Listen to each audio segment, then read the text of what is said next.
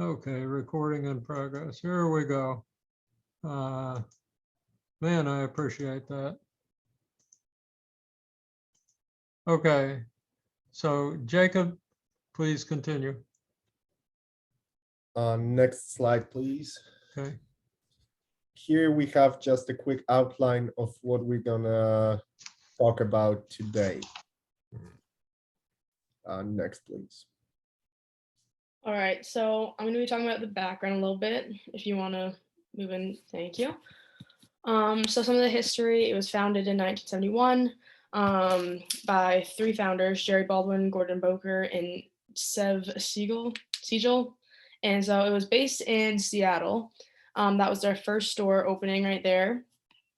And so years later, throughout the time, it was bought and sold by a man named Schultz. And so he originally was part of the company, but then he ended up leaving and then buying it back years later. If you want to move up to the next slide, please. So the time frame here, again, like I said, it was founded in 1971. Peet's Coffee, I don't know if you guys know about that. It's more of a West Coast thing. But it's became like a supplier of Starbucks and kind of shaped them with like what machinery they need and like the materials they need to make their coffees. And so Howard Schultz in 1982 was hired as like a marketer for them. And he ended up going to like this convention in an international sense and came back with new ideas to present to the other founders. And they didn't really like his ideas, so he ended up leaving to start his own business. So after years, he bought back the company, Starbucks, in 1987.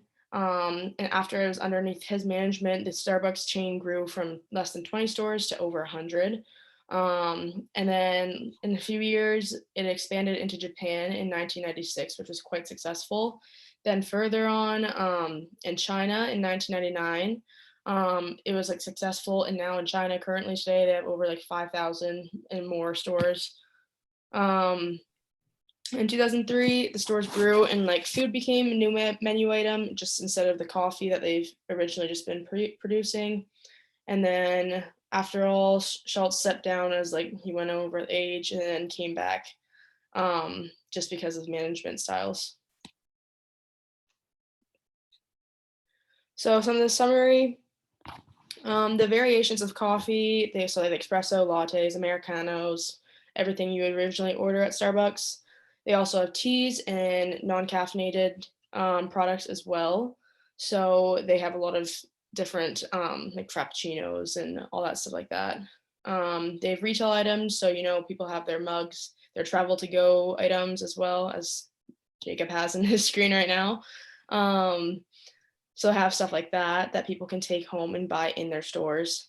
And then also it just provides like a calm environment for their customers. So if they want to do some office space working or just sit away from home or an office, they can do that there as well. and when later on, when we talk about differentiators, I think what we're going to discover is that calm environment, and that unique environment turns out to be one of the most important products that Starbucks offers. So some development. So like I said, Schultz bought back the company after he had left previously, and that's kind of where the start of Starbucks kind of took off. A lot of expansion came from that. So he wanted, his goal when he came back from this conference was he wanted to rapidly expand, make a whole bunch of stores everywhere, and just kind of like see how well they can do from there. And that kind of method and strategy that he implemented really seemed to work. More menu expansions, appealed to some consumers. So it wasn't just a coffee place. People would get breakfast, they get snacks, and later on in the years, lunch items are added. And so the international expansion was very profitable just because people in foreign countries also appealed to their coffee and liked the idea of their coffee and what they brought. So yeah, and also the food and products were super successful. Everyone likes additional items added. So that was a good implementation that they had. So some turning points was selling of the company to Schultz and Schultz oversight, rapid expansion, which was really a big step. It was a national company at that time, but it was quite widespread. Expansion into Canada was like their first one, to make it an international company. So it wasn't that many barriers, but there's still enough that they could get the idea of the international concept. Continual improvement under the well-educated CEO. So, like I said, Schultz really brought a lot to the table and made the firm very successful. And even after, when he wasn't, it kind of went a little bit, it kind of failed a little bit just because it wasn't underneath his overview anymore. So he was really the turning point of the entire company. Your comment about the expansion to China, as I recall, when Schultz left the company or left the CEO job, he went to China for quite a while and managed the expansion of China, and that's when things really grew in China. Is that Yeah. correct? Yeah, he kind of got the understanding of what was needed, what were the differences in the culture, and what could be like put in place to like improve the foreign markets and stuff like that. And so with his a presence there in China, he kind of helped all the other foreign markets and stuff like that. just Well, I imagine that the CEO and owner of the company spearheading the project probably made quite a difference. It's Mhm. not like he was a manager they sent over to China. They sent over the number one guy. So he had some clout and it made a difference. He did. He made it very profitable for them. And so Abel's model here, so who's the target market is more of like a middle to upperclassman, as it is more like a luxury item than it is just a regular Dunkin', or like I know you can get coffee from McDonald's now here, so it's more cheaper coffees, but this is more expensive, so that's why it's targeted to more upper class. And again, people who want to get away from their office space, their home, they need just a workspace and environment. So besides the whole products like coffee and their food. So those kind of targeted people that they look at. And what they offered is food, the beverages, all of very high quality. They also provide a relaxing space. So all those people is what they have to offer in Starbucks and why it's successful for them. And their competencies that set them apart from competitors is their premium coffee. They do get their coffee on an international scale. So a lot of South American countries provide and produce one of the best coffee grains and coffee beans, and that's what Starbucks use. Their decor itself is definitely set apart from like you would see McDonald's, or like I said, I know Burger King's offer coffee, but it's not the environment that Starbucks has. And also they have the benefits for their employees as well. So in order for a successful company requires people who want to work for them and people who do well at that work. So they have those benefits that offer to them. They have advanced benefits. Mhm. What are some of those benefits? Well, I know there's like education systems that they could like people who are in school, and depending on like I know like there's some seniority type stuff as well. They will help out with that. And I think there is some medical help in some sorts. It kind of just depends though, location. Also, everybody's a stockholder, even the part-time employees are, right? Mhm. So whether they're full-time or not, they have the ability to, and they receive Starbucks stock options. So if Starbucks does well, the employees do well because the value of their stock goes up. So these are all incentives to make Starbucks successful. Mr. Schultz was a very advanced thinker in those things. All right, now let's take a look of some economic trends in Starbucks. Starbucks major markets are definitely United States and the whole European Union. And lately, China became their biggest international market. China, as we can see, for now has the highest GDP, and it's not been affected as much by coronavirus as other markets such as United States and European Union. Next, please. In the GDP per capita, so far the China is has the lowest numbers lower than United States and European Union, but China's growth remains strong throughout COVID-19, and the economy was not as bad influenced by the virus outbreak. And all countries on this chart are estimated to grow in the future. Yeah, there's a sort of a takeaway, I suppose. When we look at this, we see China is the largest and fastest growing of the major economies, and a lot larger than the US market or Europe. But then we look here and we see, oh, the problem is that GDP per capita, and therefore the consumption potential, is lowest among these in China. There are other countries that have lower GDP per capita than China, including India. But since the GDP per capita is lower, it's no secret that fewer people can afford to buy the Starbucks product, because even if they try to keep the cost down in China, it's still an expensive product.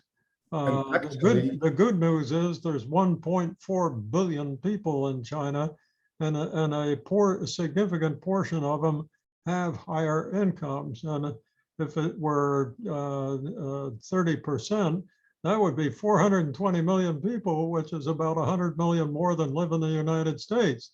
So it's a two-sided coin. Fewer people can afford Starbucks in China, but there are so damn many people in China. It's still a huge market.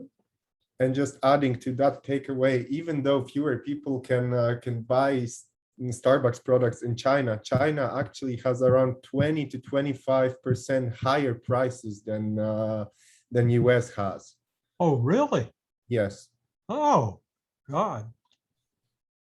And the unemployment rate, actually the United States had the biggest visible, let's say, change in unemployment rate due to obviously coronavirus 2019-2020. China has maintained basically the low percentage, and the euro area. I could not have taken European Union for that chart due to the fact that European Union did not provide information about the unemployment rate throughout the cumulative numbers. So I took the euro area. So it is basically all the countries that use euro as a main currency. 17 countries is a pretty good sample. Yes, exactly. Okay. Next, please. And an inflation rate, as in previous presentation, it didn't change basically. So the interest rates depend on inflation. The lower inflation, the better, obviously. And as we can see, United States out of these three regions has the highest inflation, and China and European Union has the lowest relative inflation rates. Yes. Basically inflation is the value of money, and the higher the inflation is, the lower the value of money.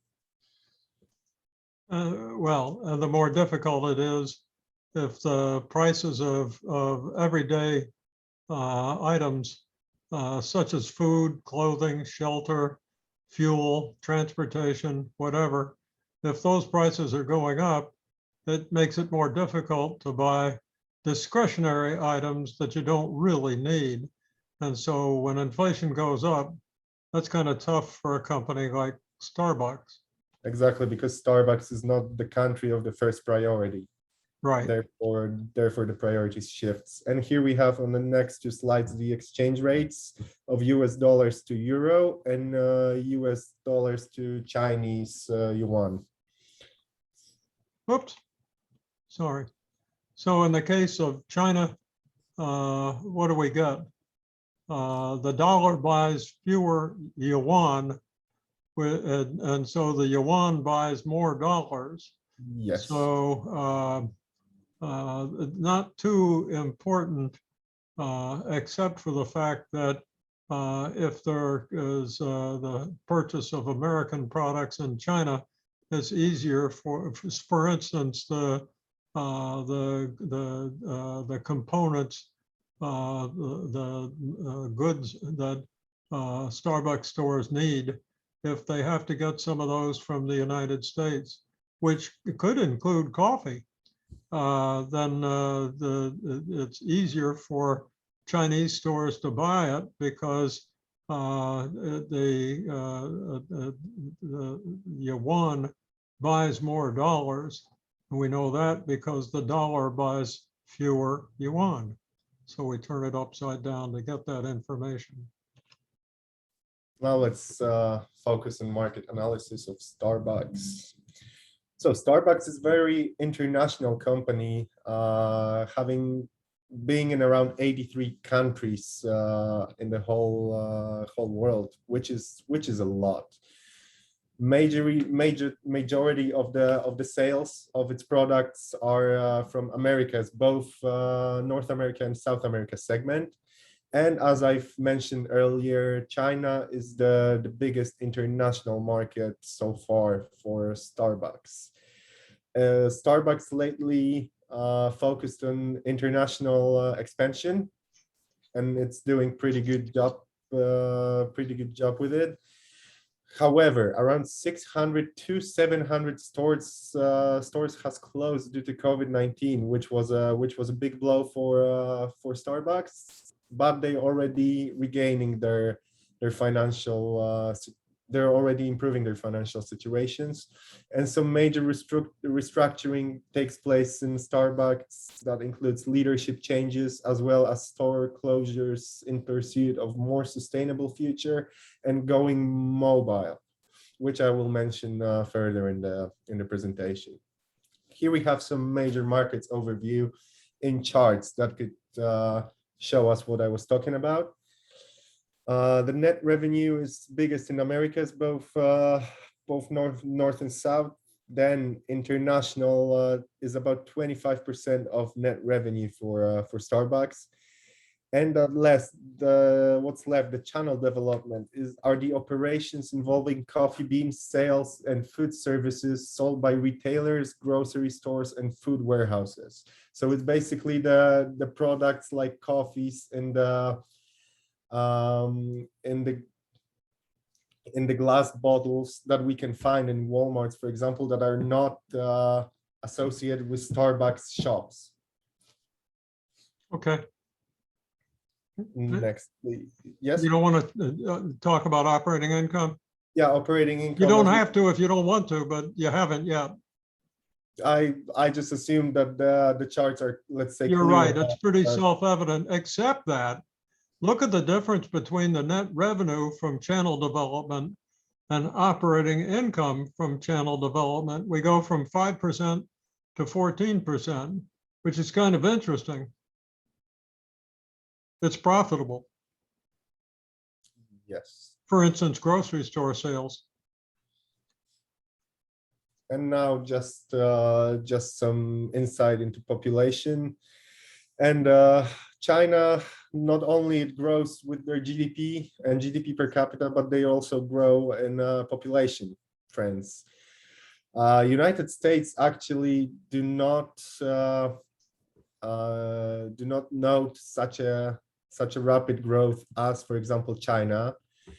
And India is estimated to overtake China's population numbers by around 2023, 2024, which will be which right now is not the target market for Starbucks, but it definitely should be one of Starbucks' future markets and expansion possibilities. And why isn't it a target market today? Because India is not that, let's say, that rich. The people are still kind of poor. Yeah. Therefore, back to that GDP per capita chart. Yes. Right. There's just not as much consumption potential in India as there is in China. That's right. That's true. Okay. Next, please. And China, it is very important topic for Starbucks. Therefore, we go. We're trying to give you some more insight about it. Around 20 years ago, Starbucks opened their first store in China. That was in Beijing, and it's introduced coffee culture to China back then. People in China did not focus on coffee before that much. And while Starbucks was introduced, people actually started to hang out in the cafeterias, in like cultural spaces, let's say, that Starbucks provides by their Italian-style coffee shops.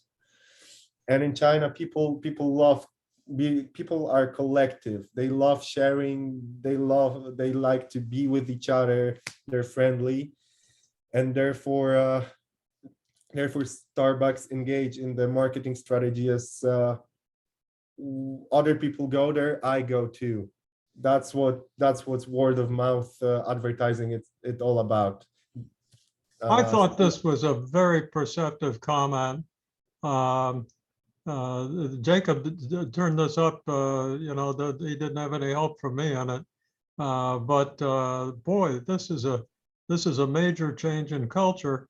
And we see that in the Hofstede analyses and so forth. But, the way to appeal, the way to do marketing, the way that people consume products is different in China than the United States. We're individuals, but here, okay, my friend's going there, so I will too. Just a big difference, and I want to compliment Jacob because this is really a perspective, what am I trying to say? Perspective, not anyway. It's a very insightful comment. I don't know what the hell word I'm trying to get. And here, I just have a quick glance at Starbucks in European Union. The largest presence is in United Kingdom. As I've done some research, there was no data available for countries like Ukraine, Belarus, Lithuania, Latvia, and Estonia, which are the countries between Poland and Russia. There are no Starbucks there, like the coffee shops by themselves, but Nestle has entered those markets with Starbucks coffee products, like the channel distribution I was talking about. Wow. That's really a lot of Starbucks stores in that map, isn't it? Yes, it's look at England or the British, the UK ex Ireland, 723. That's a lot of stores for a small area. It must walk out of one Starbucks and walk right by another one as soon as you get out of the store. Here's the market trend of amount spent at coffee shop per year, and it's divided by the ages. Here we have the group 25 to 34 years old are the biggest target market for the Starbucks. And basically those are people that work in the corporations in the bigger cities that like to take coffee breaks, let's say, like a lunch break. They just gonna go to Starbucks, get their coffee and get out. That's basically what's going on in the US, in China and the European Union, in the biggest urbanized places. Here I have some additional informations about the seasonality, top days for coffee industries in the year, and the average day at local coffee shops, revenues and spendings. And that's, I thought it was just interesting, some interesting knowledge. It's a fantastic chart, not least of which is this is a very seasonal business, quite remarkable. It is. I didn't even expect that the two best days for coffee shops are just 1 and 2 days before Christmas. It's 21st and 22nd of December are the best days for the industry. Yeah, but the rest of December sucks. Look how low the sales are In January. in December and January. Boy, I would have thought that hot coffee would be great in the cold weather, but apparently people just don't want to go out in the cold weather, so they don't go to Starbucks. This chart really surprised me.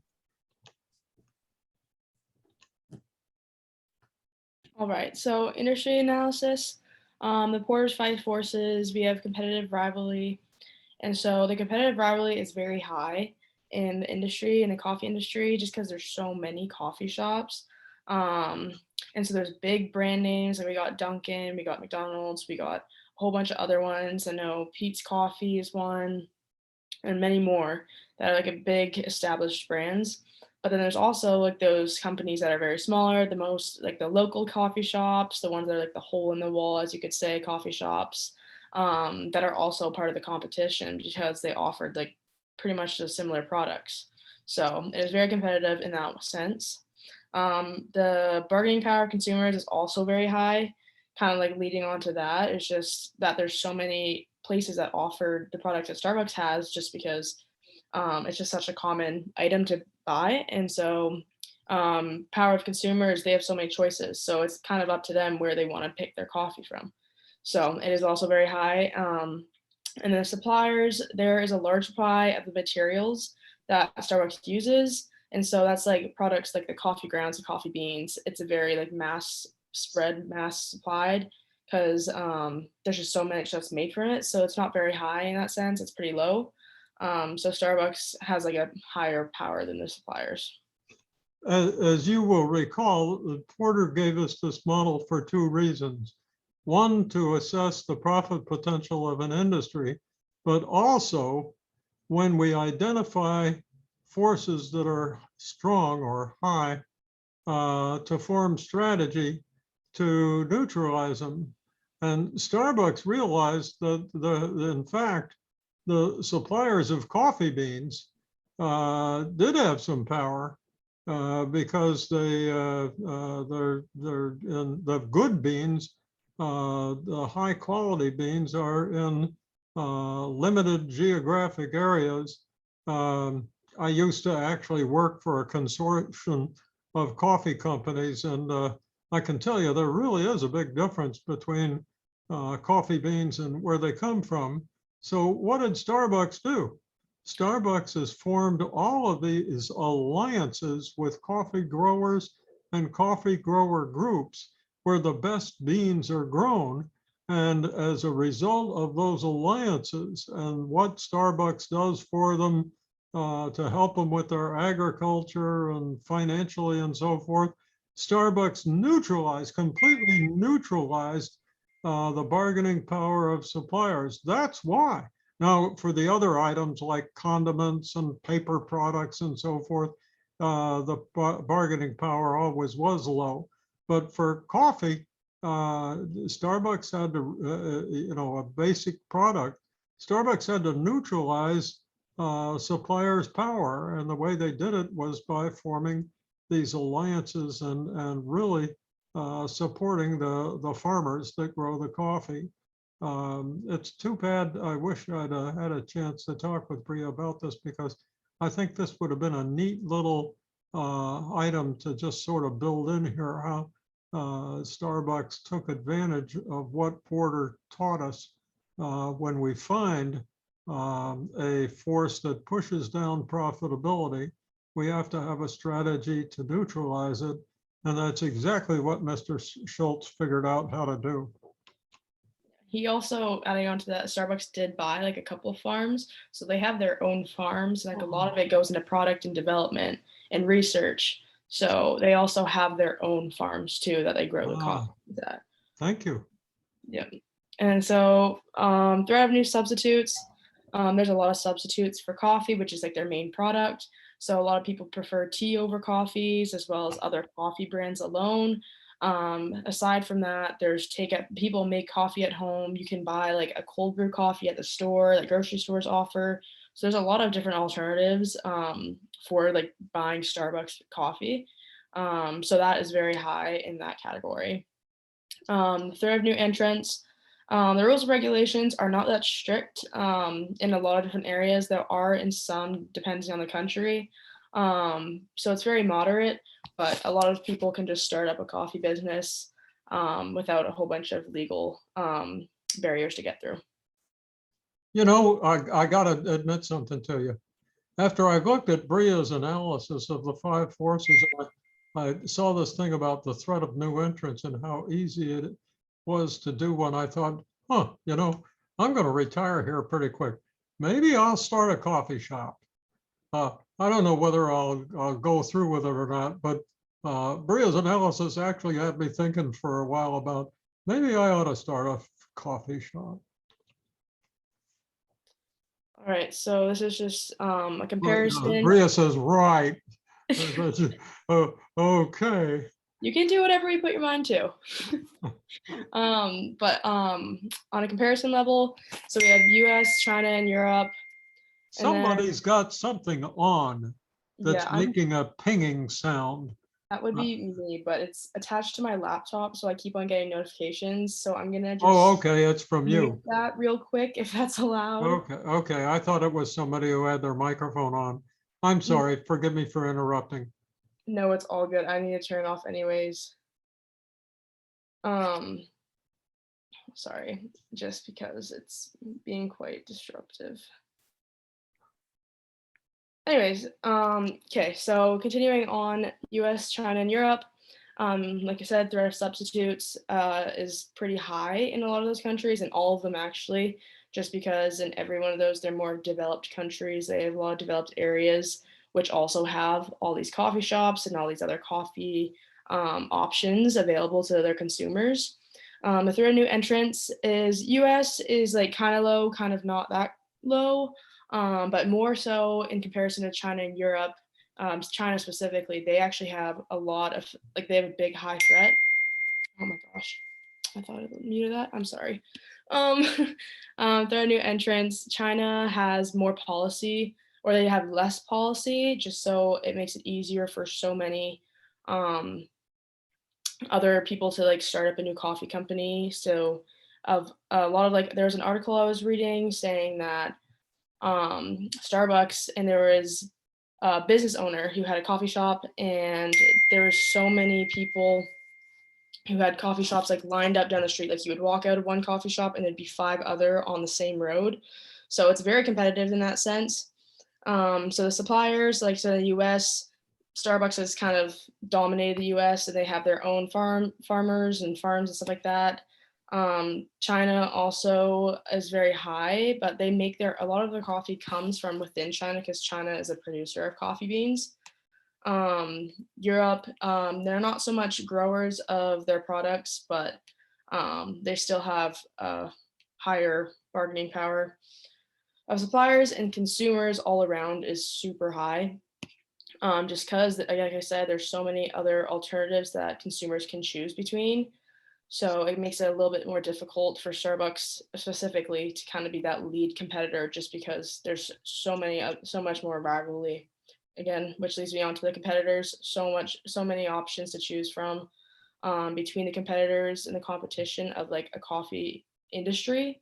So it's very difficult to kind of be ahead of the game and ahead of the step of everyone else. So.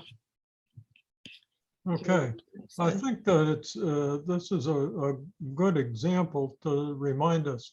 You may or may not agree with Bria's ratings. They look okay.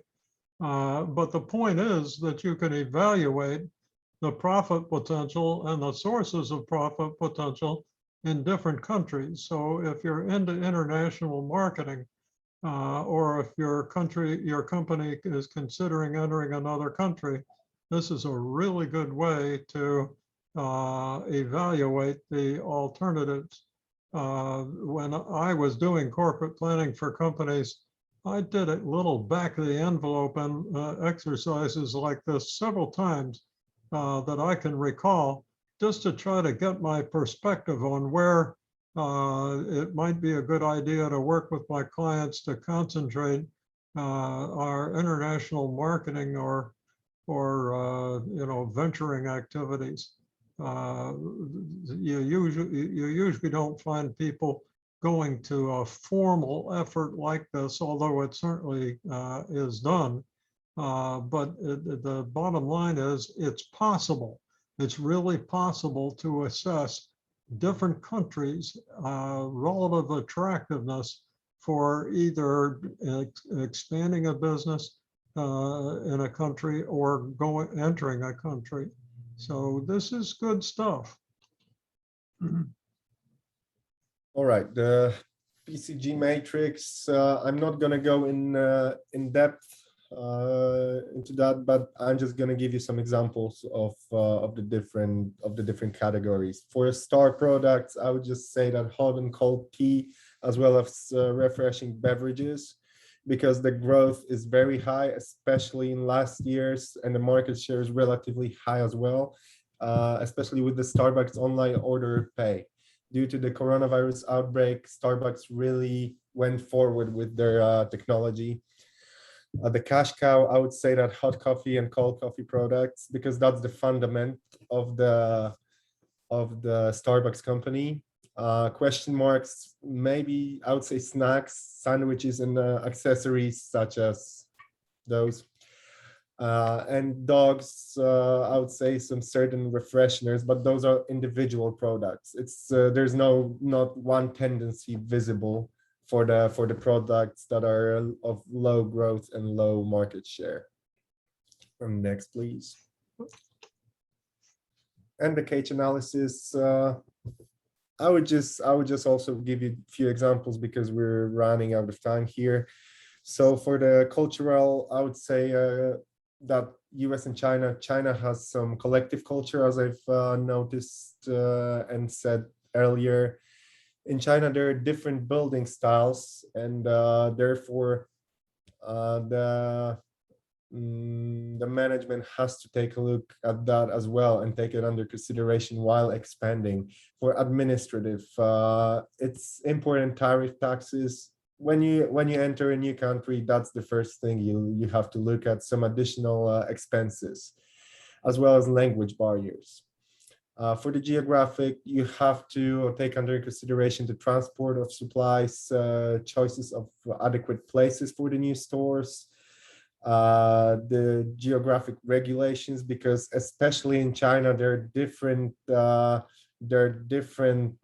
regions. Every region somehow differs from the other ones. The same with language dialect barriers. I took it under geographic component because the geography also plays part in the language. Every region has a different dialect, and I would say it's as much of geographic as cultural. And the economical burst of local coffee shops supported by regional cultures. There's a lot of them, and as Bria said, there's more and more competition of smaller coffee shops. You can see what I did. I moved your language and dialect over to culture. That's my opinion. All right. I know what you were thinking. You were thinking that as you move to different geographic areas, you're going to get different dialects, but that's language is generally considered to be a cultural item. So I moved it there. The system probably won't keep my change because you can't make changes when that remain when we're in Zoom, but that looks to me more like a culture item.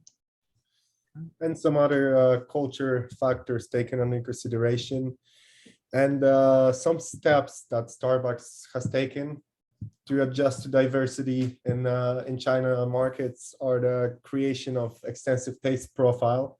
They analyzed a lot of people with their perception of coffee, with their tastes, and they came up with some solutions, adjustments of store to fit Chinese cultures, and I will expand on that in the next slide. I'll give you some examples of that.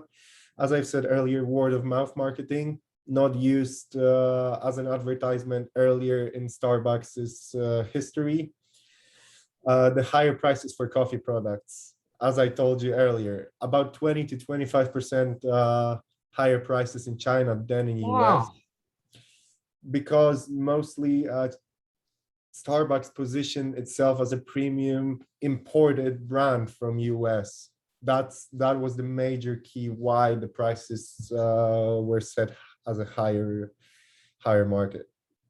Boy, you absolutely blew me away with that one. I would have never guessed higher prices in China. And This is a fantastic slide. that's how I've This seen, is an absolutely fantastic slide. and as we can see, for example, in the picture on the right, instead of Italian style coffee shop in some China Starbucks, it more resembles the restaurant style, pure like a high-end restaurant. And as I said earlier, China values collective approach. Then people are closer together. There are more people meeting at the coffee shops. Therefore, it needs to be more spacious. Some stores are in historic locations in some nice looking building like the one on the left. And that I think is also a big difference. I haven't seen that before in Europe nor in the US. And there are many similarities to restaurants instead of just like Italian style small coffee shops. I've never seen that photograph on the right. That boy, does that show the difference. This is a cultural difference too, isn't it? Yes. Yeah, and the Chinese respond favorably to an environment different from the environment that Americans and Europeans respond favorably to. And look at the service people on the floor. They're not behind a counter, are they? They're out there where the people are. Tremendous, just a tremendous slide, Jacob. Thank you. And I won't go in depth in the explanation of Hofstede's cultural analysis because it is just an explanation. On the next slide, I will give you some more insight into different countries and their cultures. I've compared a lot of countries here, as US, China, Japan, UK, Russia, Mexico, and Canada, to give you some more insight into different markets for Starbucks and how they are perceived. With the factors like power distance, individualism, masculinity, uncertainty, and long-term and risks as well. That's it? Yes, that's it. Okay. Here's just some Starbucks competition. Major and minor competitors are McDonald's, mostly with their McCafe, Dunkin' Donuts, Chipotle, Wendy's company, Yum Brands, and Darden Restaurants Incorporated. Now let's get into 5-year trends of Starbucks. So the revenue of Starbucks was steadily rising, as was net profits, just excluding the coronavirus outbreak. As we can see, 2019, 2020 was not the best time for Starbucks. As for any other company, basically, but Starbucks was able to somehow recover financially from coronavirus, and prognosis for future are good, which we will see in future slides. Here we have some prognosis of operating margin and return on total capital. I will also not discuss them in depth. Next, why do you think the return on capital is so high in 2019 and drops so far in 2020? That's the coronavirus and the reduction in operating profit? I think so. I was not able to find in-depth information about that, but I think it might be caused by coronavirus. And then in 2021, this year, we see a pop up to 60%. And the reason for that is that the capital goes down. So even a small amount of operating profit, in this case, it's pretty good amount. It's about, it looks like it's about 22% of sales is operating profit. But because the invested capital, which we'll see in a couple minutes, drops down so much because equity goes down due to losses. When there is profit, it's divided by a smaller denominator, right? Because the invested capital is so much lower. We get these rather high rates of return on capital, and over time, we would expect to see things stabilize back down to where it was in 2017 and 18. That's really a very volatile chart. Should I flip it? Yes, please. Okay.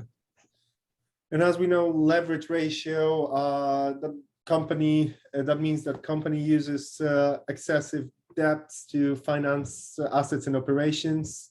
The higher the leverage ratio, the riskier it is for investors to invest in the company. The low leverage ratio marks good financial stability of business, because that means that the debt is also low. Okay. Next, please. Yeah. Yes. Okay. Here we just have an insight of what I was talking about earlier. In numbers, the 5-year trends of the Starbucks Corporation, just a quick summary. And next, please.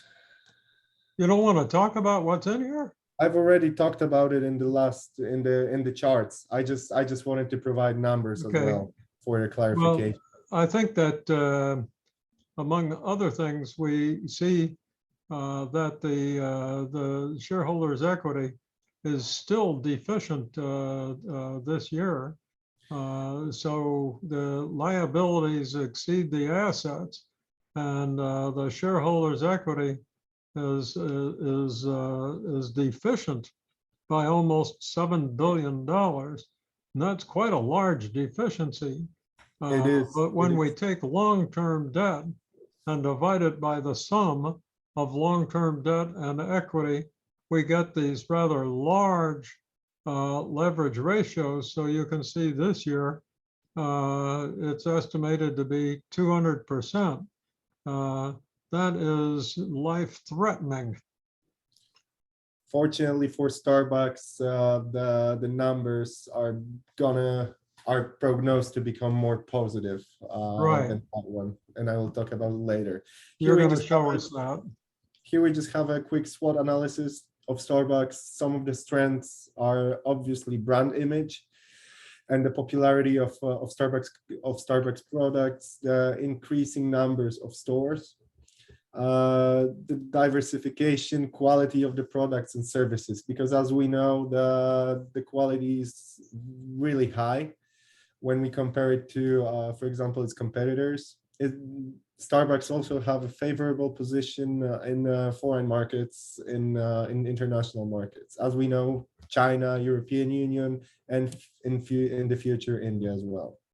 Some of the weaknesses are the high prices, because we all know Starbucks is perceived as a premium brand, therefore, and not the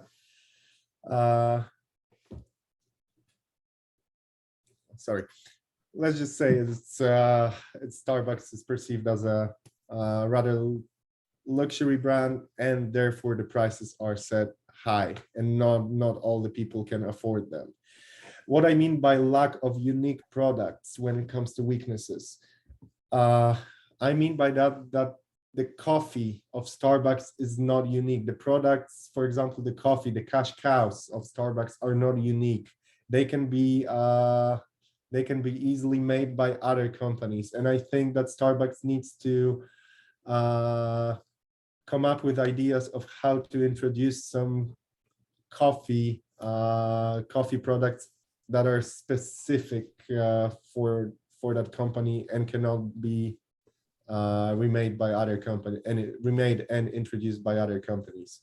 Some of the opportunities are expansion into developing markets such as India, coffee delivery and subscription services, investments in solar and wind power to become more sustainable company, And some of the threats are competition of low-cost coffee providers, the regional coffee makers, the coronavirus impact. That was a big threat, as we noticed on the financial charts. And one of the biggest threat is rising price of products, as well as labor. Next, please. The product sales, four major categories of products provided by the company of Starbucks are the beverages, food, the packaged coffee and tea, and others such as royalty and licensing. Here we have the revenue by product type right now as for 2021. And on the other chart, we have the revenue by product type that was, I didn't post the year here, but it was 2015 or 2014. That was around. Okay, so the one on the top is which year? Is the 2021, is the most recent. Okay. I would post those for you, but I think they wouldn't be saved. So the one on the top is the most recent. The one on the Yes. bottom is about 5 years ago. It's about 5 to 8 years ago. Okay, And as we can see, the biggest shift is in the beverages. right. Right now, the beverages are not that high of a percentage due to expansion of food products, packaged coffee and teas, and other products. Yeah, so there's been, because new products have been added, coffee isn't as important proportionately as it was previously. It's not that coffee isn't the driving product, it's a coffee shop. But because of these new products, the proportion of coffee isn't as great as it used to be. Is that about it? Yes, next, please. Okay. And here I have some additional functional strengths and weaknesses of Starbucks. Some of them are quality and profitability, let's say. Italian coffee house decor, and for example, in China, the other decor based on restaurant style. Employee treatment, Starbucks is known to have the high regards for employees, and as Bria mentioned earlier, some benefits, extensive benefits, we can even say. And one of the strengths, I think, is one of the most important right now, as for the corporate social responsibilities, engaging in the clean energy strategies, because Starbucks is investing a lot of money right now in the solar plants, the solar power plants, as well as the wind power plants, to become more sustainable and give back to the community by, for example, reducing its carbon footprint. And for the weakness, high prices, as mentioned earlier, as well as the lack of unique products I was talking about, such as specific coffee products for Starbucks brand only. Next, please. All right, so strategic situation summary. This is the directional policy matrix. And so it just shows like their market standing and market position and the capabilities. So their caffeinated beverages, obviously they have an existing market with that. That high should be on the other side. Sorry about that. But yeah, obviously they have a big capability, strong capability. In their retail, they do have like their mugs, their coffee shops, their to-go things that you can buy in their store. They also have an existing market, but they could have a lot of potential to do more with that. So like just additional stuff. I know they have take-home coffees, but I feel like as the coffee chain it is, and with their establishment, I feel like so many people could like buy more coffee products that Starbucks could provide for them, and some grocery stuff. Kind of ish, like again, coffee, a take-home coffee, but they could, yeah, yeah. So they could do more with that as well. A new market that they could get into is like more of a restaurant style. Since they do now offer food, and as well as drinks and beverages, they could do more like restaurant style type things, to try maybe like kind of feel that out, see if they can make any profit off of that. But people already do enjoy their food and their beverages, and they get a lot of success in that. But if that's a new market they want to try, they could possibly do that. And then I know decaffeinated teas and other, but not only coffee and tea products that they could have, they could get into more like other like soft drinks or other beverages that they could offer as well. They could do a new market in that, even though it would kind of conflict with their long-standing coffee name. But if they wanted to do new products like that, that is also probably an option for them. Okay. Let's see. So for their horizontal integration, is formed, like we talked about briefly before, it's a lot of strategic alliances. They've gained a lot of resources through like their alliances and joint ventures with partnerships and everything else, both internationally and domestically. So they have other retail firms that kind of help them in assistance with their integration. So with their coffee beans, like I said, they've bought in like farms to do some products research and stuff like that. Careful now, when if they bought farms, that's vertical integration, right? That's They when only they buy things in the value chain. The one that they bought though is for research and development. So not like the majority of their beans come It's from. still vertical. You know, horizontal integration is when occurs when we acquire other businesses that do the same thing that we do now, which is primarily, and by that I mean the end use. So primarily other restaurants. So if Starbucks bought, and in fact it did buy, and you can see on the right, it bought several companies that do the same kind of thing it does, like Boulange sandwich shops. I used to see those in airports every time I traveled a great deal, and I would always see that boulangerie coffee sandwich shop everywhere. That's the same kind of business as Starbucks, but it offers a different product. That's horizontal integration on the value chain. It's at the same level of the value chain. When we buy other coffee companies, coffee suppliers, the coffee farms and so forth, they're up here. They feed down into that. So that, you know, we don't want to confuse vertical and horizontal, do we? So what I would say with that, with they do have a horizontal integration. I think that that would be like the only exception from what I can find. They haven't like actually bought anything for themselves except for like that one or two exceptions. But for the most part, they acquire things through the joint ventures and stuff like you see on the right hand side of the Yeah, thing. and you can do joint ventures as horizontal integration too. We can Yeah. see over at the right that Starbucks has not hesitated to buy other retail chains that that fit it. So Seattle Best Coffee, that was a chain of coffee shops. Ethos Water was, frankly, that might belong in vertical, but it apparently was it had a retail outlet. Teavana, of course, was pretty obvious, and Boulange I already talked about.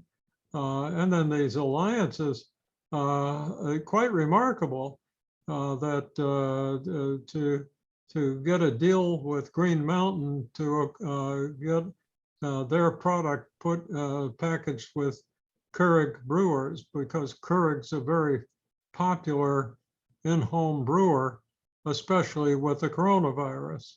So the purpose of Green Mountain and the Keurig brewers wasn't necessarily to get into the brewing business, but instead to access a channel to distribute their coffee, right? Yeah. And I know like even like more partnerships as well. Like if you go to an airport, you'll see like Starbucks coffee in their cups like that. Same with like at hotels, they'll usually have like the brand type thing. And I'll get further into that with like the unlicensed licensed below. But to like come back to summarize this, with the only exceptions of like a couple, there's like one or two farms, but they don't actually use that. They primarily use their horizontal integration supply for most of their business. Yeah. Okay. So now we're into goals.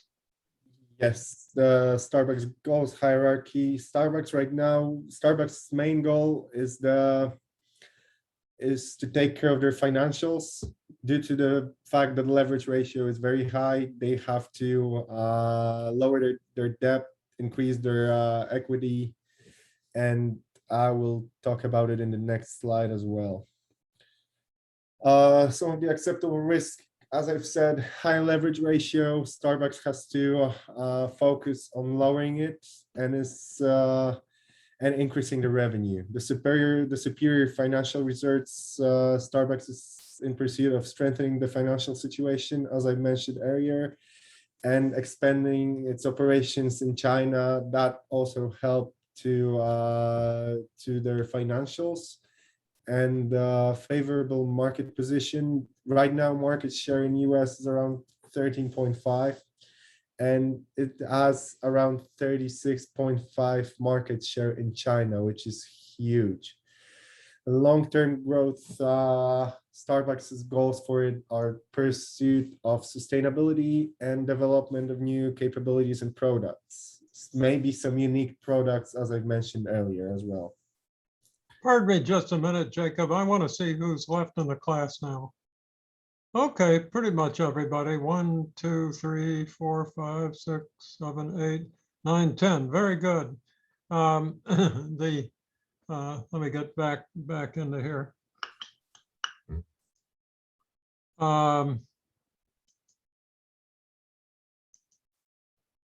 Okay, supposing I asked you a true-false question, and it would go something like this.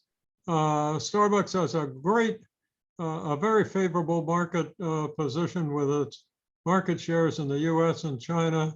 It has had in prior years very strong financial results and recently stronger operating margins. Consequently, Starbucks is at the long-term growth stage of the goals hierarchy. True or false? False. Yeah, false for sure. I would try to make the question even more misleading.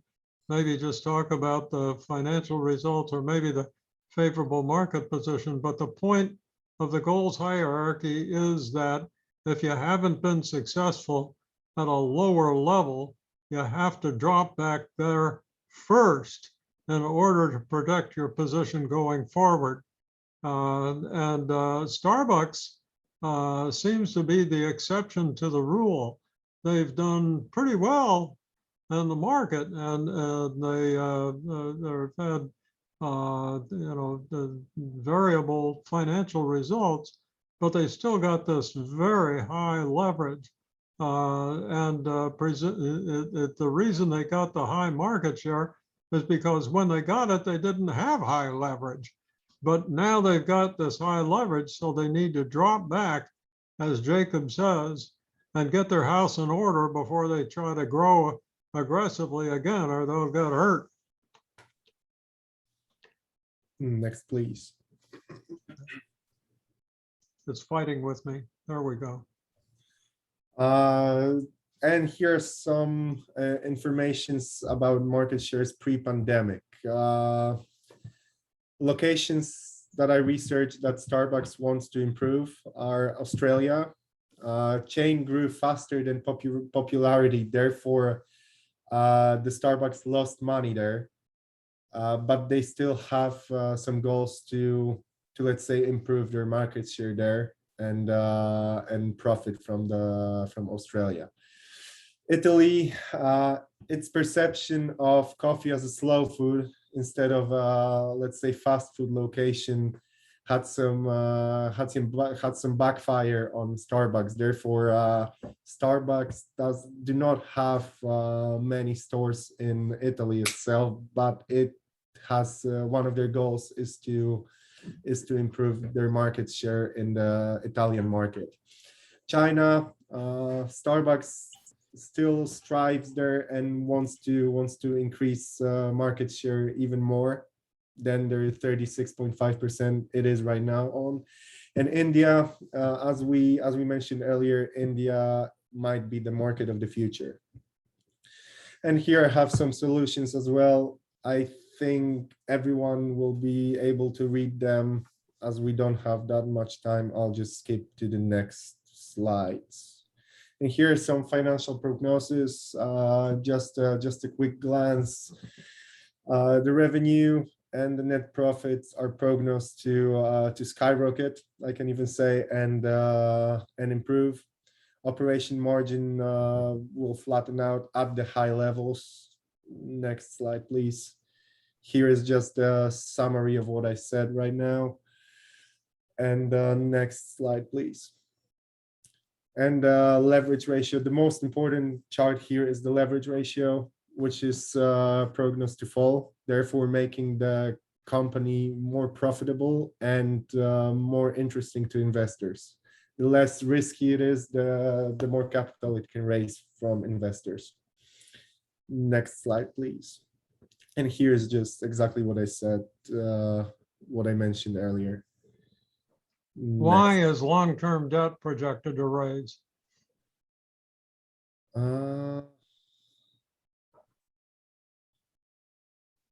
Actually, Well, with a leverage ratio coming down, that's okay. You know, the leverage ratio is getting down.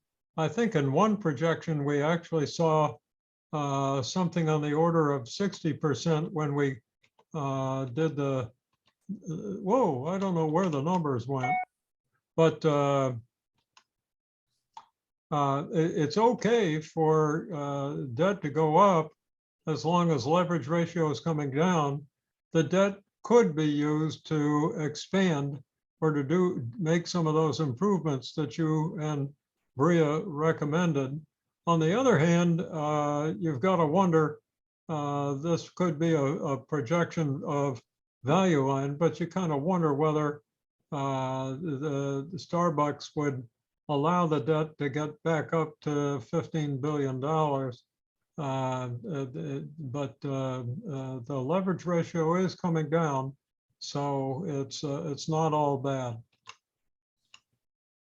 And here are some estimates in numbers to give you all a better,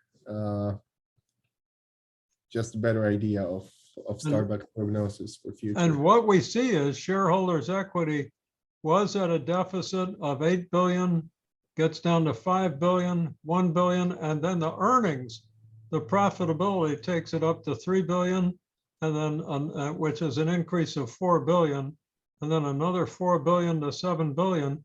And yes, there's the leverage ratio down to 68%. And that's good. So if the long-term debt comes up to $15 billion, we can live with that because equity is now 7. We'd rather see the leverage get down just a little lower than that, but this is clearly a chart that shows financial progress, good progress. Yes. And here are some financial goals for Starbucks. The revenues and sales prognosed to improve by 22% by around the year 2025. Yep.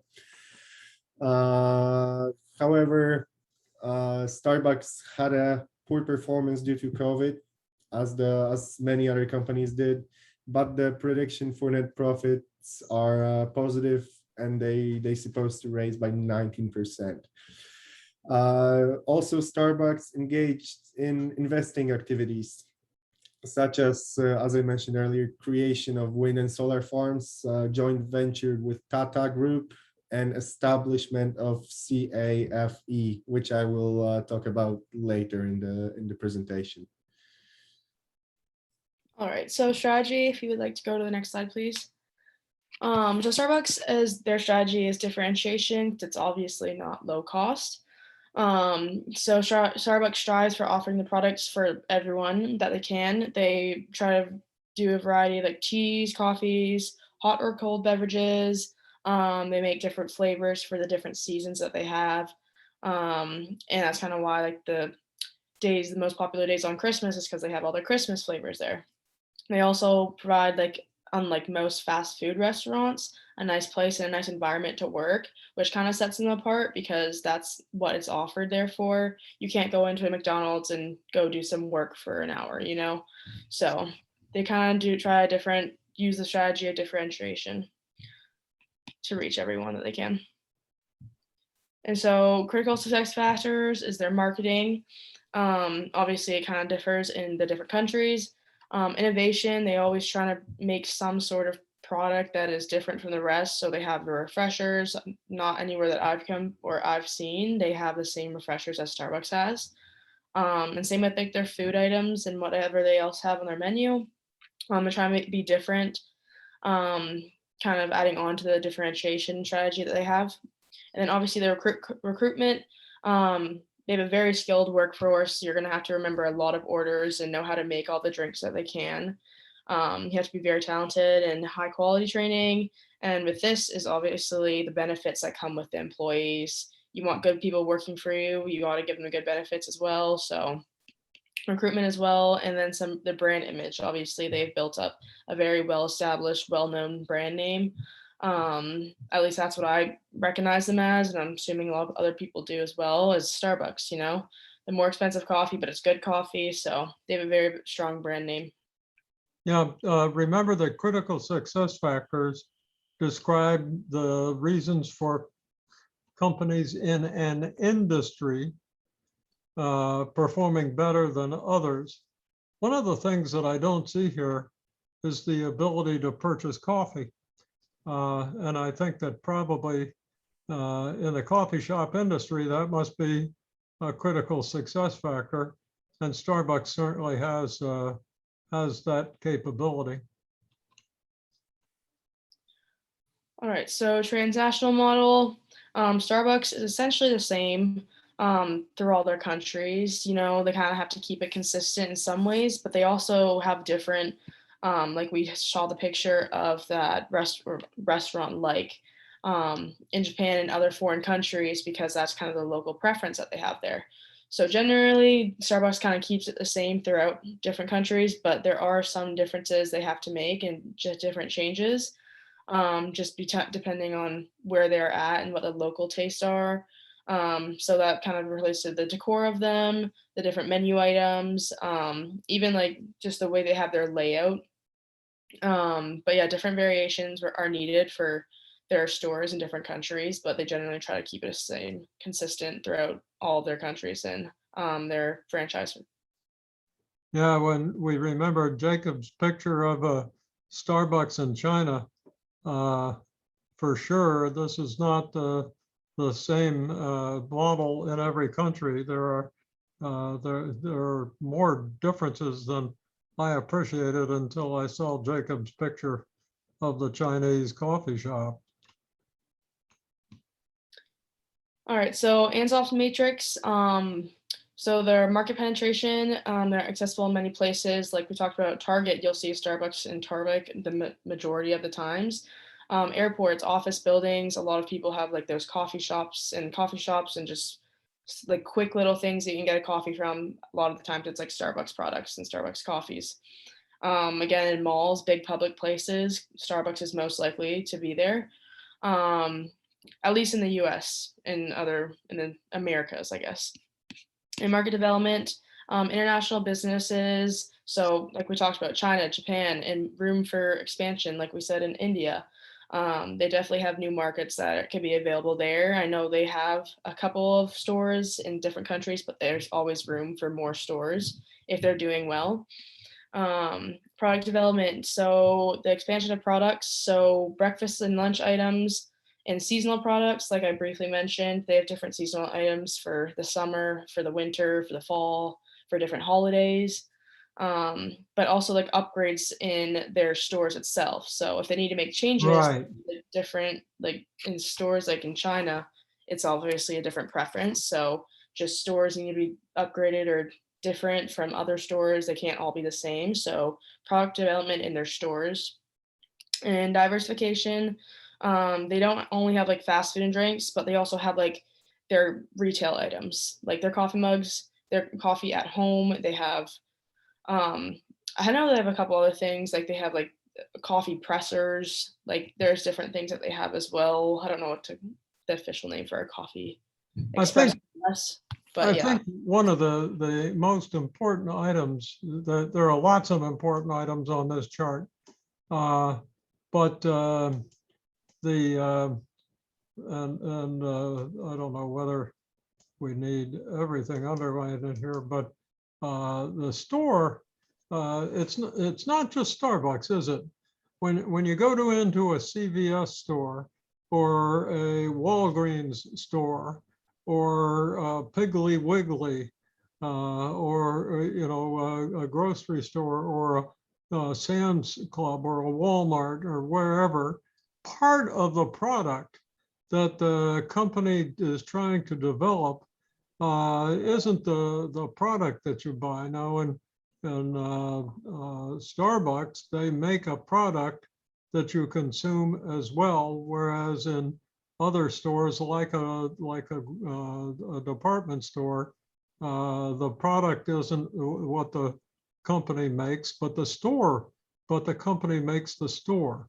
And so the store itself, as we've seen, is part of the differentiated product at Starbucks. That store really is what differentiates Starbucks, and along with its premium products. But the store is what makes the difference. All right, so additional to their strategy, the reason why that Starbucks has such a big name for itself and a reputation is because they don't only have company operated stores, they also are seen by so many other people just because they've licensed stores as well.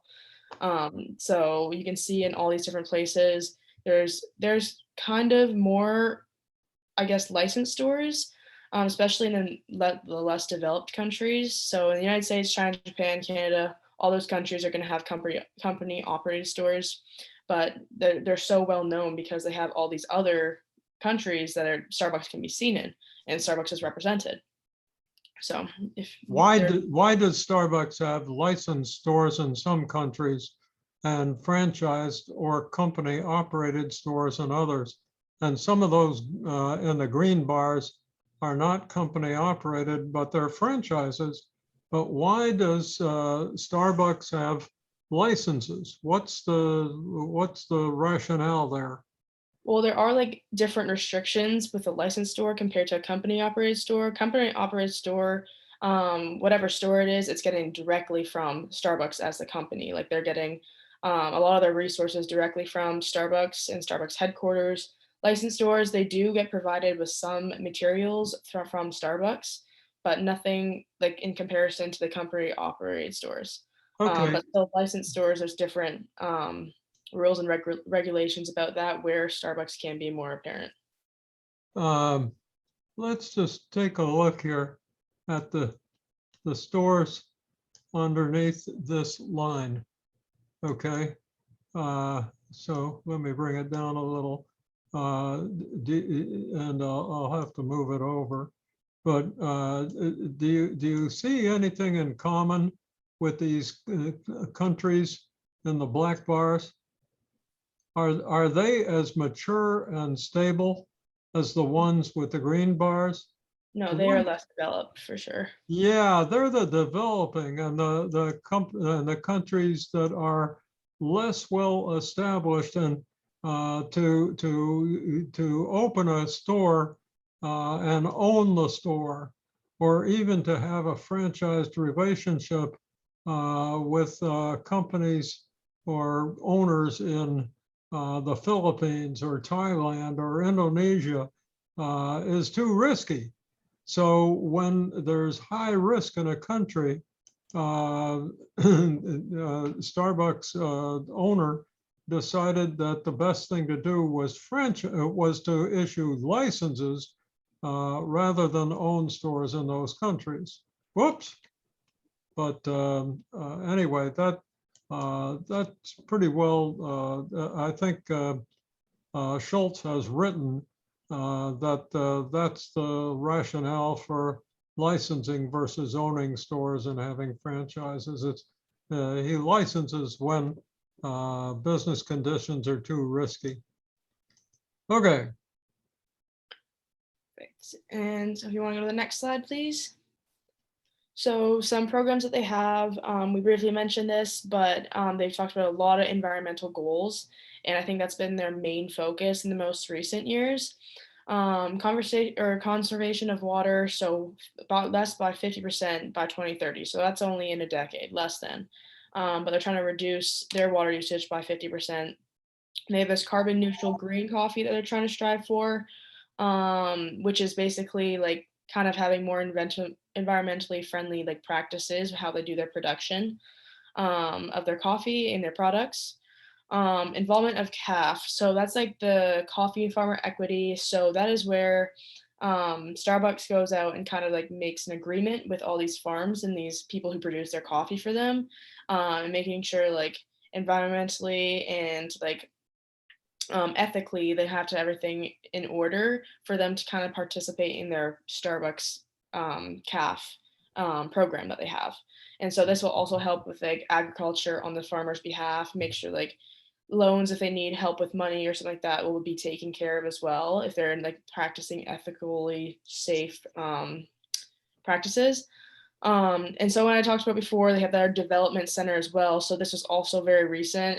It's not that recent, but 2013 is when they bought this farm, and that's how they can research with their coffee, whether they like if like GMO type stuff and like their pesticides and all that type of stuff. So more into the agricultural thing and see what they can do, and they'll take that information they learned at this global research thing and provide it and implement it into these farms who are part of their CAF program.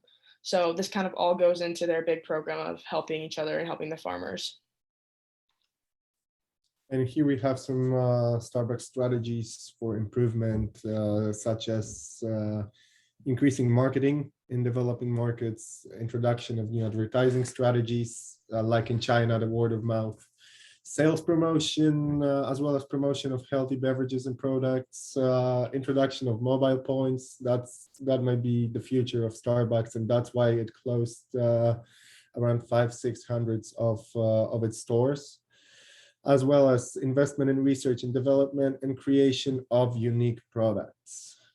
Next, please. And CAF practice has been mentioned earlier in the presentation, but what is it? It's Coffee and Farmers Equity. It's a joint venture with Tata Consumer Products, creating Tata Starbucks. And it's sustainable coffee farming that includes water conservation, biofertilizers, support of prosperity and resilience of farmers, co-investing in farmers' communities, as well as providing technical assistance and grants to farmers. That's just encouraging farmers to work together to achieve a more sustainable future for the company. yeah, remember when we were talking about critical success factors earlier? And I suggested to you that Starbucks' relationship with coffee growers was a critical success factor achieved. Okay, that until Starbucks had these relationships, then the supplier power and the five forces included was such a force, because Starbucks and its competitors didn't have any control over supply. In a situation like we've just seen, right? Like these, Starbucks has a lot of control, and the farmers are delighted because of all the things that Starbucks does to help them be more successful. So it's a true alliance, but as a result of that alliance, the supplier power really drops. So we can see an excellent strategy here for overcoming supplier power. And here we're going to expand more on the sustainability of Starbucks and pursuit of sustainability. The ultimate goal for Starbucks is to achieve the highest sustainability possible. And it is, for example, one of the goals of reaching that goal is to invest in water processing technology and machinery, as well as decreasing carbon emissions in Starbucks supply chain by equipping farmers with agronomy tools, and increasing investments in wind and solar farms, as we mentioned earlier as well. Next, please. So this slide was misplaced 'cause I think some things got moved around, but this should have been brought up with the licensed and unlicensed stores or the company operated stores. But it was basically what we discussed prior to, or when we talked about the other one. So if you want to just move on to the next slide, we can do that. Okay, but this is implementation, right? This is how the strategy gets implemented, but I see your point. We could have used this slide where we were talking about licensing. I feel like we I think I did this, so I'm sorry. No, it's all good. But continuing on with this sustainability focus, they have reusable cups. A little bit that kind of got thrown out a little bit when COVID hit, though. But you used to, I don't know if they brought it back yet, but you used to be able to bring your own Starbucks cup and they would make your drink for you in that cup. So you won't have to be using a cup or anything. You can use that and reuse it with all of their locations. Like we talked about, the wind powered locations and then the recyclable programs as well. So at least where I'm from, you'll see in every Starbucks, there's always a recycle unit. So you have your paper, your compostables, all that stuff. So, and that's very frequent and across all their Starbucks stores. They also have some forest and landscape protection as well. They'll tend not to, like, if they have the choice, I guess, not take down as many like forests and stuff like that. They'll try to use the most to stay away from that. And again, just taking advancements in regard to reducing waste, decompostable cups. I know that was a thing for a bit. They haven't used any straws in a really long time unless you ask for a straw or you have a drink that needs a straw, but most of the time they won't give you a straw unless you ask. Just to, again, stay with their sustainability focus. And this quote, purchases enough renewable energy to power 100% of its company operated stores in the US and Canada. So, in UK. Another Starbucks goal is to go mobile. What I mean by that is the expansion of drive-throughs, mobile app payments, and deliveries that came out to be a great success during the COVID-19 times when all companies had to go mobile and do drive-throughs. Starbucks mobile orders actually increased by nearly 8% last year, which is a huge increase comparing it to, for example, 5 years ago. And basically, that goal is in pursuit of constantly changing consumer behavior, because we all know people use more and more of Uber Eats and places when they can order food and just get their food delivered to their doors, and that's what Starbucks will pursue in the future as well. Next, please. Starbucks global social impacts. I'm not gonna go in depth into that. You can all read that whenever you'll be able to. Next, please. That's just a quick summary of what we talked about. A lot of text as well. I will leave that to you. Next, please. Here's just a summary of why Starbucks is successful in China. Because Starbucks made products especially for one market, for China, and that's why Starbucks was the most successful in expansion as an international company. Starbucks just created advertisements that correspond with Chinese cultures and symbols, and that's why it caught the attention, as well as in investing in stores with most visibility, places, expensive places, luxury places, shopping malls, city centers. They invested a lot of money, but they got it back as the market shares just kept on rising in China. Next, please. And here are just some COVID impacts and strategies for Starbucks, and some of the impacts of coronavirus outbreak. That company lost $3 billion. It closed around 300 to 400 stores due to COVID. They restructured company's vision. As I talked earlier, they engaged in going mobile. strategies. And some of the improvements that Starbucks made throughout COVID-19 are the drive-throughs options, mobile orders. They had a limited seating, and they introduced outdoor seating to their Italian style stores concept. And that's it, I think. Pretty good stuff. Pretty good. How many did we keep? 1, 2, 3, 4, 5, 6, 7, 8, 9. One person dropped out. Okay, thanks for sticking around. In the last class of the course, I'm pleased that you did, except for whoever it is that left us.